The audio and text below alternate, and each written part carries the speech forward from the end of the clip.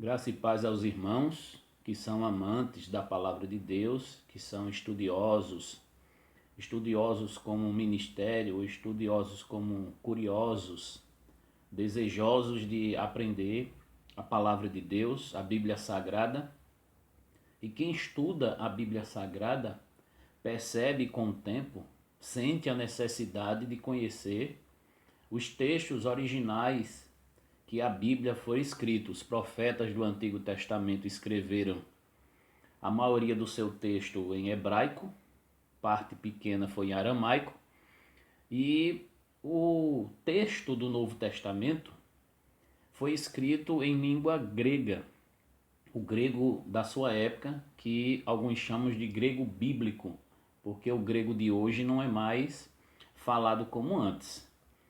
E esta língua que os apóstolos utilizaram para escrever o texto sagrado é de suma importância, tem grande relevância na hora em que você quer entender, principalmente os textos mais polêmicos, mais difíceis de compreender. As línguas originais ajudarão bastante.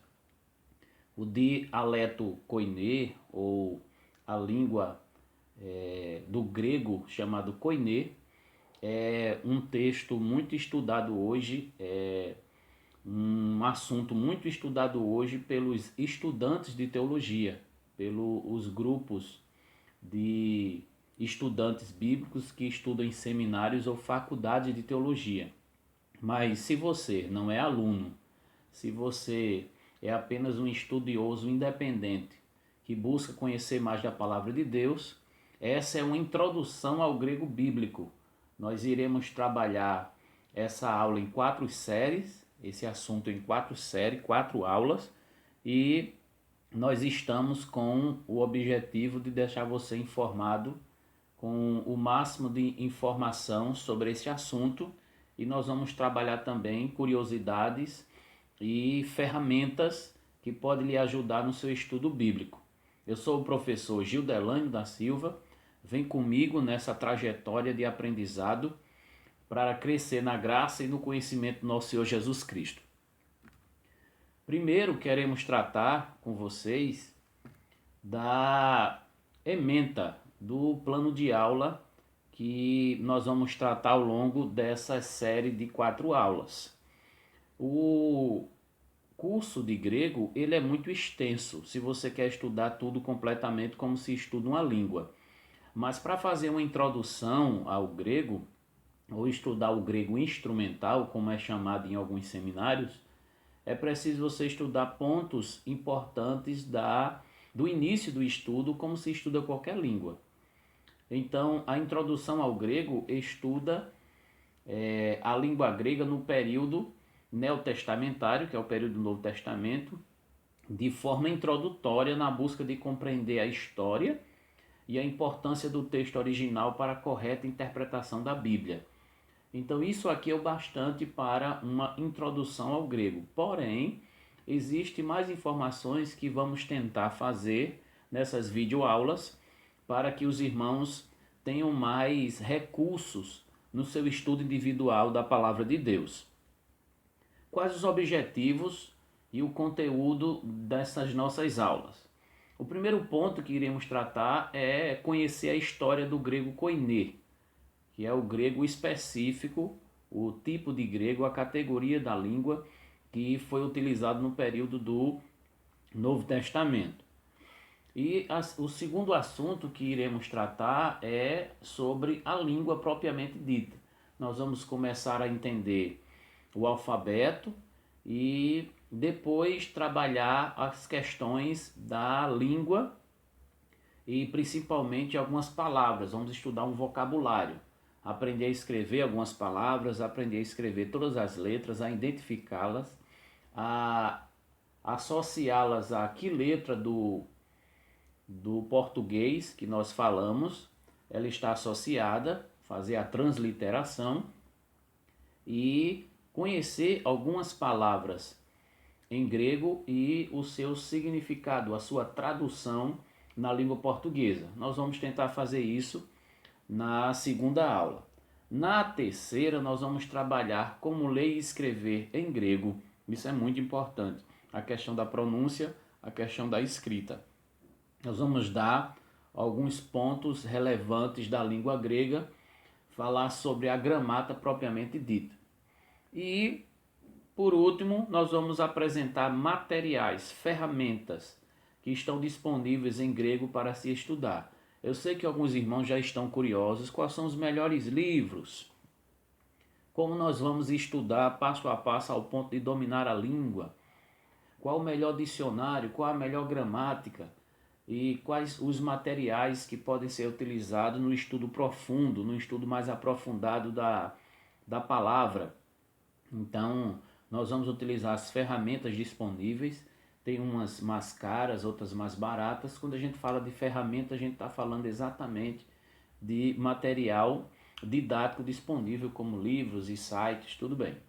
E aí, os irmãos que estão interessados em comprar livros ou em buscar recursos, tenham paciência que no decurso dessas aulas iremos citar materiais importantes. Junto com essas aulas também estaremos indicando leituras que podem complementar esse conteúdo nosso.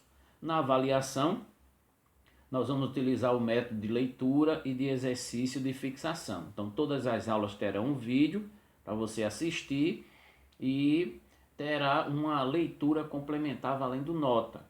Também haverá exercícios práticos para fixação do conteúdo e também de nota. Os irmãos, as irmãs que têm interesse em fazer isso na prática vão fixar mais o conteúdo que nós temos aqui.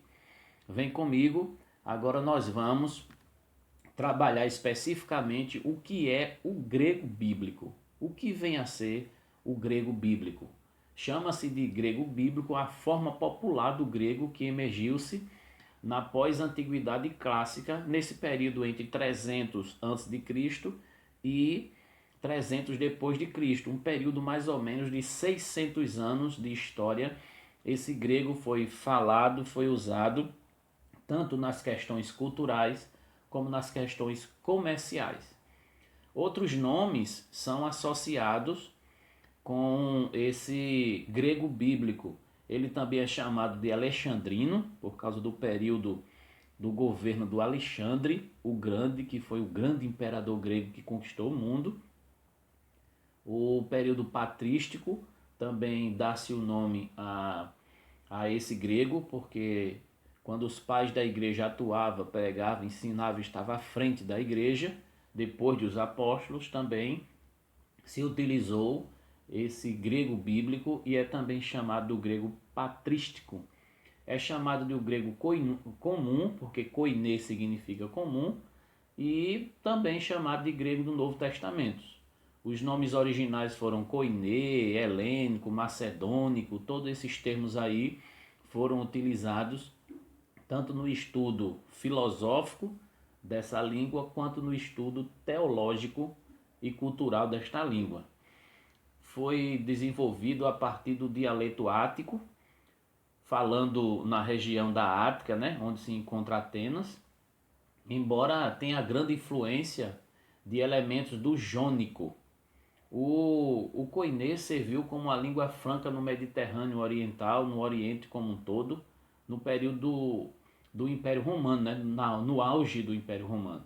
Foi também a língua original da Septuaginta e da versão grega do Velho Testamento, que foi a primeira tradução chamada Septuaginta, ou a versão dos 70.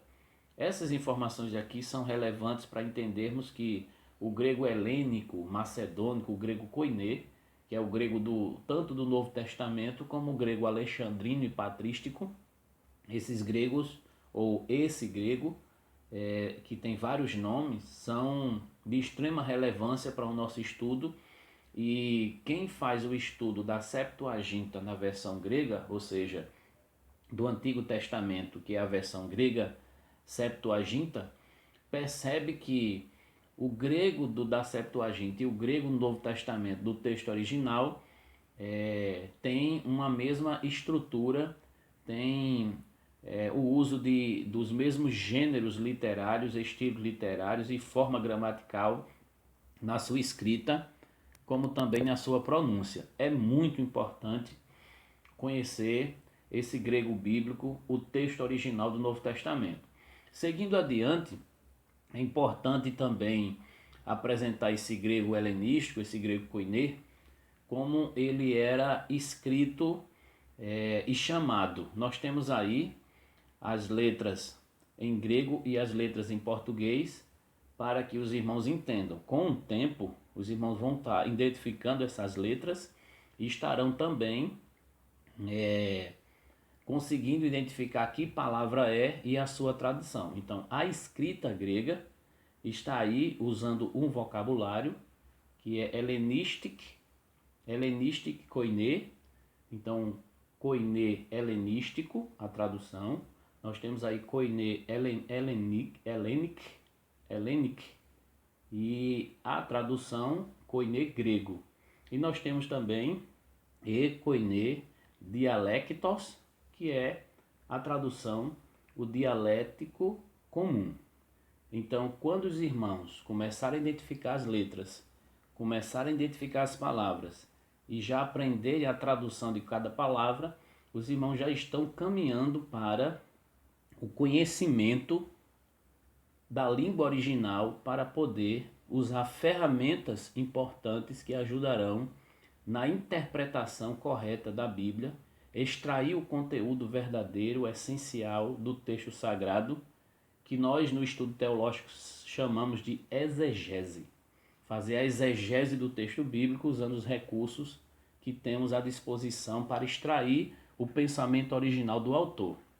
Então, o koiné helenístico, ou o koiné grego, ou o dialeto comum, estes termos são os termos mais utilizados nos textos antigos que tratam da língua grega, ok? Vamos seguir.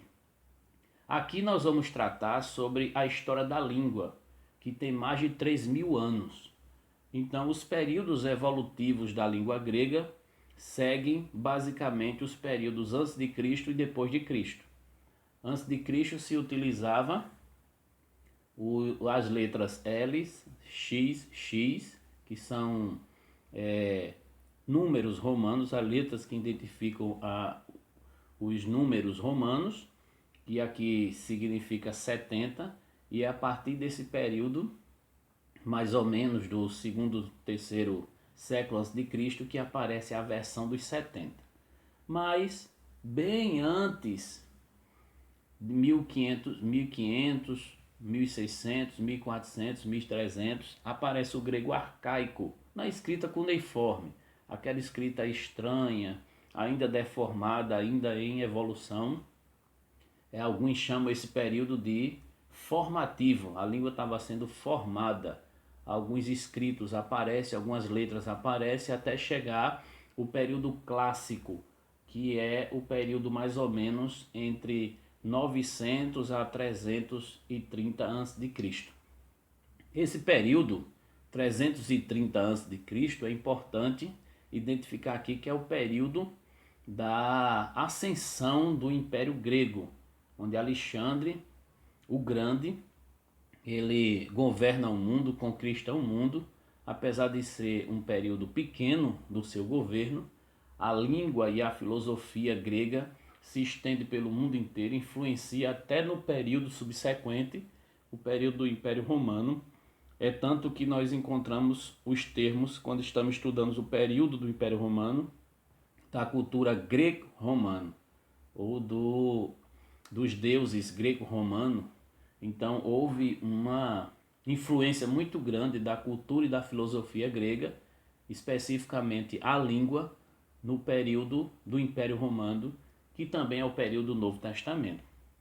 Chegando o nascimento e a história do Cristo no Novo Testamento, nós já estamos diante de um cenário poliglota, multicultural, bem diversificado.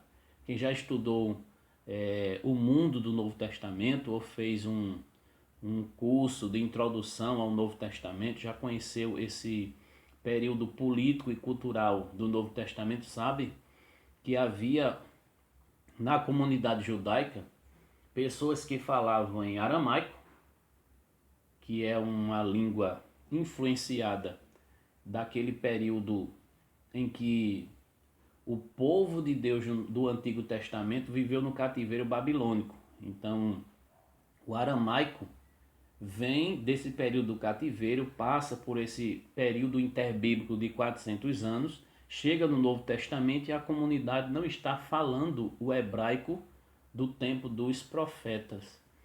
Está falando o aramaico, que é a língua que vem do período pós-cativeiro. Esse aramaico é a língua da comunidade judaica que está sendo falado agora no período do Novo Testamento, nesse período dos evangelhos, Mateus, Marcos, Lucas e João. Além do aramaico, eles também precisavam ter um conhecimento do hebraico bíblico, porque eles estudavam nas sinagogas, no dia de sábado, a palavra de Deus junto com os rabinos. Os rabinos tinham que entender tanto o aramaico, quanto também entender a língua hebraica, que era o texto sagrado, para poder ensinar o povo. Entenda que além dessas duas línguas, também era necessário entender para um estudo profundo o grego, porque a Septuaginta, a versão grega do Antigo Testamento, já estava pronta e as suas divisões em a lei, os profetas e os escritos estavam lá à disposição daqueles que queriam estudar a partir da língua grega. E além de conhecer essas três línguas, hebraico, grego e aramaico, era necessário também conhecer a língua grega, a língua comercial, a língua do mundo, a língua dos estudos filosóficos, a língua da cultura alta. Apesar de ser uma língua comum, koiné quer dizer comum, que todos vão falar, era uma língua muito abreviada, era uma língua muito fácil de se aprender e se falar, se escrever. Então as cartas, os textos que eram propagados nesse período do Novo Testamento e um pouquinho mais adiante, eram escritos na língua grega, conhecido como grego koiné, que nós já mencionamos. Apesar de o acento ser agudo, não ser circunflexo, entenda que a expressão koiné é por conta da escrita da letra grega, e nós vamos aprender isso na próxima aula, sobre a questão de acentuação, pontuação e a questão fonética da língua e também da letra do grego. Então, apesar de ter um acento agudo, mas a pronúncia é koiné. Apesar de alguns, quando traduzem, usam a expressão koiné, mas a pronúncia é koiné. Nós vamos observar nesse período entre 330 a.C. até o 330 depois de Cristo, o período em que o grego koiné está em alta e sendo utilizado no mundo inteiro. Apesar do Império Romano ter a sua própria língua, que é o latim, quem era desse período, além de falar hebraico, além de falar aramaico, além de falar o grego, necessário também era falar do latim, que era a língua específica do Império Romano. O apóstolo Paulo, por exemplo, ele era um poliglota, falava várias línguas, e esse missionário, filósofo, teólogo, esse homem de Deus, esse apóstolo, ele também falava o latim, o aramaico, o hebraico e a língua grega, que foi a língua escrita do Novo Testamento. Interessante como Deus prepara as pessoas para o seu projeto missionário. Se você sente muito o desejo de estudar línguas ou a linguística, que são matérias que estão associadas ao estudo de idiomas, olhe, eu espero que Deus lhe use poderosamente, porque muitas culturas, muitos povos ainda precisam de traduções da Bíblia, e nós temos agências aqui no Brasil e fora do Brasil que têm procurado pessoas vocacionadas para o estudo da língua. Vá adiante se Deus colocou esse propósito no seu coração. Depois desse período, do terceiro, quarto século depois de Cristo, nós encontramos o grego bizantino. Algumas formas, algumas palavras, a forma como se trabalha a língua começa a mudar. Toda a língua ela passa por um processo de mudança. E aí não é diferente com a língua grega. Depois do bizantino, 1453 depois de Cristo, esse período histórico traz uma nova mudança na língua grega, que é chamada de grego moderno, que até hoje é utilizado nas universidades, no estudo de línguas clássicas. Quem estuda língua clássica na universidade, na faculdade, vai estudar o latim, vai estudar o grego, do jeito que se fala no contexto latino hoje ou no contexto grego hoje. A língua moderna, a língua de hoje. Esse é o período histórico da língua grega, que já tem mais de 3.000 anos de história. Vamos seguir adiante. É importante destacar para os irmãos nesse estudo introdutório do Novo Testamento, no estudo da sua língua, é importante falar dos manuscritos, ou do papiro e do pergaminho, que eram um material escrito à mão, se fosse de planta ou se fosse de pele de animal. Então todo esse material era tratado com muito zelo, com muito valor, porque era um material muito caro. O papiro, que era feito de uma planta com esse nome, que era da região do Egito. Então o papiro era um preço mais barato do que o pergaminho, que era feito da pele de animais. Então, papiro e pergaminho eram materiais utilizados para a escrita nesse período, tanto do Antigo quanto do Novo Testamento. Então, nós temos notícia de que mais de 5.000 manuscritos estão espalhados em museus e bibliotecas pelo mundo. Os documentos vão desde fragmentos pequenos até partes da Bíblia inteira, que são produzidos, copiados e disseminados pelo mundo todo, principalmente na região do Oriente, depois da invenção da imprensa. Então, quando houve a criação da imprensa na região da Europa, então a propagação do texto sagrado é muito grande. Nós vamos encontrar códex, né? Nós vamos encontrar léxicos, explicações de palavras, nós vamos encontrar gramáticas, mas principalmente textos manuscritos de cópias do Novo Testamento. Aí temos algumas fotos que mostram como o texto era utilizado, como o texto era preservado, e nós temos também um rolo aí aberto para que os irmãos tenham noção de como os livros eram organizados. Depois depois de rolo, foi organizado em forma de caderno. E esses cadernos, eles depois se tornaram livros. Eles eram costurados, folhas costuradas, depois se tornaram em livros. O texto que nós vamos indicar para a leitura obrigatória do aprendizado desse assunto irá tratar com mais detalhes sobre esses termos técnicos e o quanto é importante dominar esse conteúdo. Vamos adiante. Esse livro, o Novo Testamento Interlinear, que fala do grego e do português e mostra o texto em grego e o texto em português, ele tem um texto introdutório que explica os tipos dos textos distintos do Novo Testamento. Não foi uma escrita que tem um nível igual. Então, como são vários autores e cada um tem uma cultura e um estudo diferenciado do outro, então aquilo que você estuda, que amplia o seu vocabulário, que amplia a sua mentalidade, o seu conhecimento teológico, cultural, filosófico, isso faz com que você, na escrita, também traga essa cultura e esse nível na hora que você está escrevendo.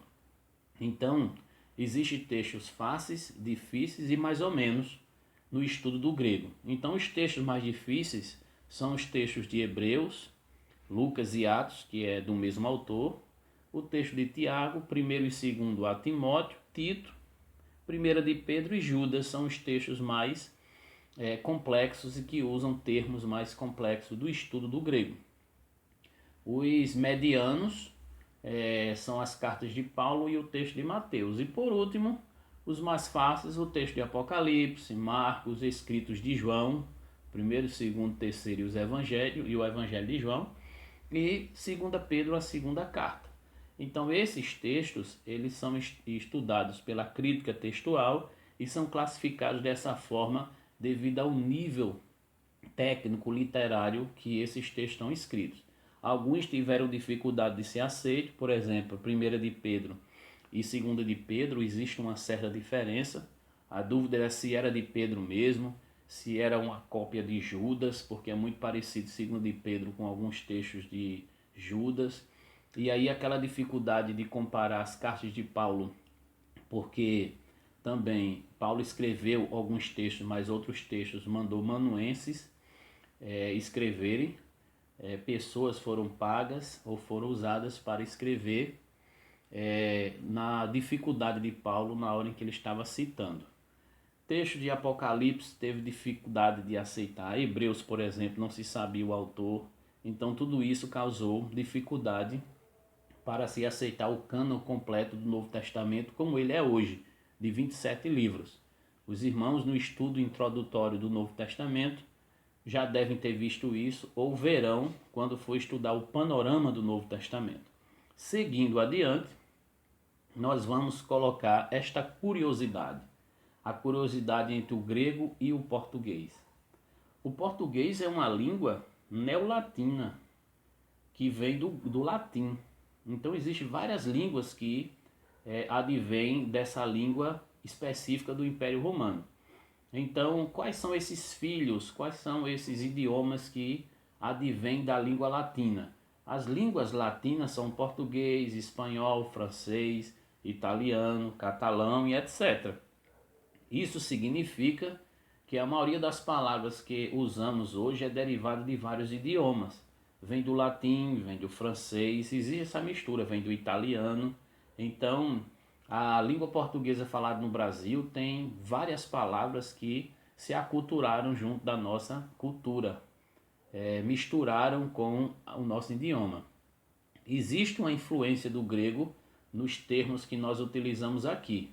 Na época do Império Romano, por exemplo, a ocasião em que o latim recebeu a influência do grego, então, vindo do grego para o latim, logicamente, se a nossa língua vem do latim, nós trazemos essa herança também na escrita grega. É claro que o grego daquela época, o Brasil ainda não falava, o Brasil passou a falar o grego assim paulatinamente, dentro de um processo de mudança cultural aqui no Brasil desde o tempo do descobrimento no século XVI, a partir do ano 1500. Na época da Renascença, no século XV e XVI, com o movimento do retorno às fontes da antiguidade, o estudo clássico da filosofia, a língua grega propriamente dita, então houve uma influência no mundo inteiro da língua grega na cultura, na ciência, em vários campos da sociedade do estudo acadêmico, do estudo científico. E agora, na época moderna, é que é necessário mesmo se utilizar termos técnicos do mundo acadêmico usando radicais, prefixos e sufixo grego. Por exemplo, nós estudamos teologia, teologia, são duas palavras gregas que significa tel, Deus, e logia, que nós chamamos logia, estudo, doutrina. Então, logia muitas vezes foi traduzido como palavra. Então, palavra sobre Deus ou estudo e doutrina de Deus. Estudar sobre Deus é teologia. Você conhece também biologia, não é? Psicologia. São termos utilizados para as ciências do mundo acadêmico. São termos técnicos. Aqui nós temos uma tabela que mostra mais ou menos a influência do grego em algumas palavras que nós utilizamos. Às vezes, sem saber, nós estamos falando grego. Então, o radical grego é o elemento comum nas palavras de mesma família e pode ser de origem grega ou de origem latina. Conhecer os radicais gregos é de suma importância para exata compreensão e fácil memorização de inúmeras palavras que nós utilizamos no dia a dia, como também nós utilizamos no estudo acadêmico. Um exemplo de radicais gregos que tem sentidos e formações de palavras diversas, por exemplo, emo, hemato, hétero, hidro, hipo, homel ou homo, iso, latria, macro, mega, megalo, metria, metro, são palavras gregas, só que a forma como está escrita aqui é transliterada, foi utilizada as letras do português que substitui algumas letras do grego para assim ficar mais fácil aqui no nosso idioma nós identificarmos a pronúncia e a escrita desse radical. Então, o que significa M? Metade. Hemo, sangue. Hétero, outro. Hidro, água. Hipo, cavalo. Homo, semelhante. Ou homeu, semelhante. Iso, igual. Latria, culto. Macro, quer dizer grande, longo. Megalo, ou mega, grande. Metria, medida. Metro, que mede. Então, esses termos têm esses sentidos que na hora em que junta-se a outras palavras, formam palavras diferentes. Por exemplo, hemisfério, hemograma, heterodoxo ou heterossexual, hidrogênio, hidratar, hipódromo ou hipopótamo, homeopatia ou homossexual, isonomia, isogameta, idolatria, zoolatria, macróbio ou macroeconomia, megalópole ou megalomania, antropometria, biometria, hidrômetro, pentâmetro ou pentâmetro, né? Então, esses termos difíceis de pronunciar, mas que servem de exemplo para os irmãos perceberem o quanto os radicais gregos estão em nossa língua. Por exemplo, geografia, grafia de escrita e geo se referindo à questão do planeta, a questão do espaço, a questão do local. Então, estudar o local, estudar o globo, estudar o espaço físico, descrevê-lo é o estudo da geografia e por aí vai. Então nós temos basicamente milhares e milhares de termos utilizados na nossa língua que advêm do grego. Vamos avançar mais um pouco e nós vamos encontrar aqui algumas razões para se estudar o grego. Por que que eu passei essas curiosidades? Por que que eu falei sobre o estudo da língua, como ela surgiu, como ela influenciou o mundo, como ela influenciou a mentalidade de muitos e como influenciou até a nossa escrita e nossa língua portuguesa aqui no Brasil. Isso para poder levar você a perceber a importância de utilizar essas línguas. Veja aqui algumas razões. Primeiro, para ter acesso ao texto original do Novo Testamento é o ponto fundamental. Se você tem acesso ao texto, que nós temos hoje é cópia de cópia, nós não temos o texto original, porque com o tempo foi deteriorado, e antes de se deteriorar e se destruir, se faziam cópias para preservar os escritos antigos. Isso era muito comum. Isso não era nada ilegal nem imoral. Isso era uma forma de preservar a história, preservar a cultura, preservar valores naquela época. Segunda razão é para melhor entender e avaliar as traduções modernas. Então, tendo facilidade de ler o texto original e de identificar as traduções que temos hoje, quais estão mais próximos do texto original, é muito relevante para o estudioso da Bíblia ou teólogo propriamente dito. Terceira razão, para fazer com maior fidelidade e profundidade a tarefa da exegese e da teologia. Então, a teologia cristã, ela parte da hermenêutica, que é a interpretação do texto, e da exegese, que é a extração do conteúdo original. Então, se você não faz uma boa exegese, você não terá uma boa teologia. E para fazer essa boa teologia e essa boa exegese, você precisa estudar o grego, que é a língua do texto original. E também vai lhe ajudar bastante na questão cultural, porque se você estuda uma língua, qualquer que seja, você está estudando também a sua cultura e o que influenciou alguns termos para que aquelas palavras fossem escritas e aqueles termos fossem pronunciados daquela forma.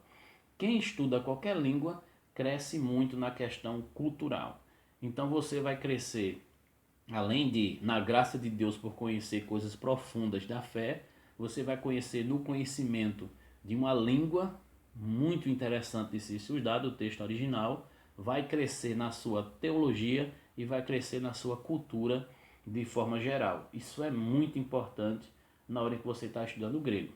Para finalizar, eu gostaria de deixar aqui um recado de Martinho Lutero, de 1524, onde ele escreveu para alguns vereadores alemães, onde ele dizia: ainda que o Evangelho tenha chegado a nós através do Espírito Santo, é inegável que tenha vindo também por meio de idiomas e tenha sido conservado e divulgado valendo-se deles. Tanto quanto apreciamos a palavra de Deus, tanto devemos nos esforçar também por aprender esses idiomas, porque não foi em vão que Deus decidiu transmitir as suas palavras nessas duas línguas, o Antigo Testamento em hebraico e o Novo Testamento em grego. Se Deus não desprezou esses idiomas, mas os escolheu dentre tantos outros, para que nele fosse escrita a sua palavra, também nós deveremos honrá-los acima de todos os outros. Observe quanto é importante aprender o texto bíblico. Um conselho do grande reformador Martinho Lutero, o protestante, aquele que protestou contra a Igreja Católica. Ele está aí escrevendo, aliás, anexando as 95 teses que ele escreveu contra as posições e práticas da Igreja Católica no século XVI. Ele está na Alemanha fazendo a reforma lá, e outros reformadores estão fazendo a reforma em outros países da Europa. Os irmãos querem conhecer um pouco sobre isso? Nós temos uma aula em nosso canal falando sobre origens, causas e consequências da reforma protestante. Os irmãos podem encontrar esse estudo no nosso canal. Por fim, dito isso, vamos valorizar o estudo da língua.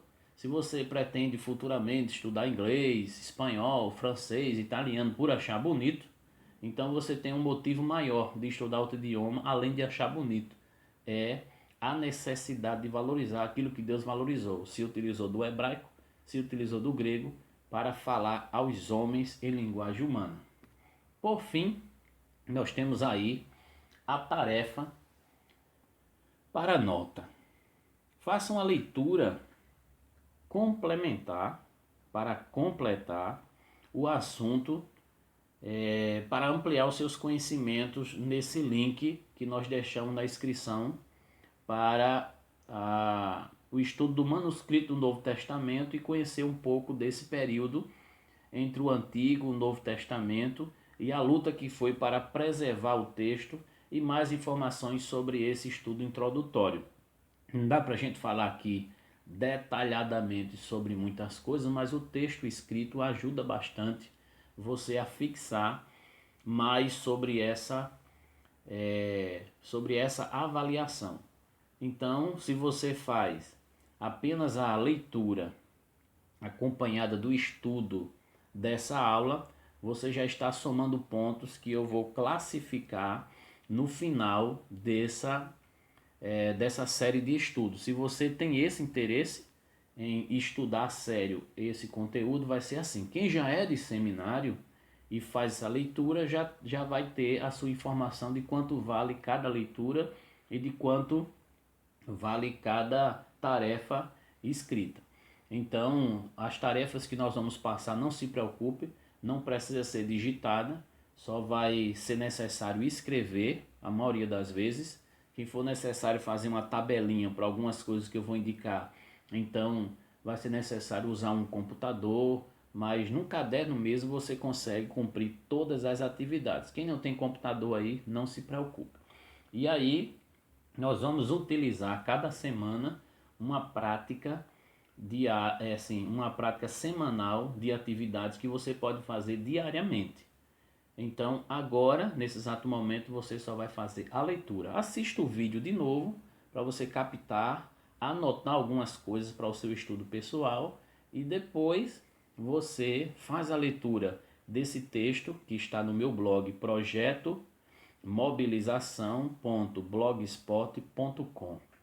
E aí, depois dessa leitura, junto com a aula desse vídeo, que você é bom assistir de novo, você conseguir captar informações importantes sobre o estudo do manuscrito do Novo Testamento grego. Então, quero pedir a você que curta esse vídeo para nos ajudar a mantê-lo no ar, que também faça comentários do que gostou, do que achou interessante, faça perguntas se você quer alguma resposta direta sobre esse assunto e aproveite para que você ganhe mais reassistindo e eu também seja beneficiado com a seu compartilhar desse conteúdo. Compartilhe com outras pessoas que você acredita que vai conseguir entender. Então comente, curta. Se você não segue ainda o canal, siga, porque assim que eu publicar vídeos sobre grego ou sobre qualquer outro assunto teológico, estudo bíblico, que esse é um canal para que você se fortaleça na fé e no conhecimento da palavra, então você vai ter informações diretas. Basta ter um e-mail cadastrado no seu celular, basta ter um cadastro no YouTube, que você já pode ser inscrito no canal, é só clicar em inscrito.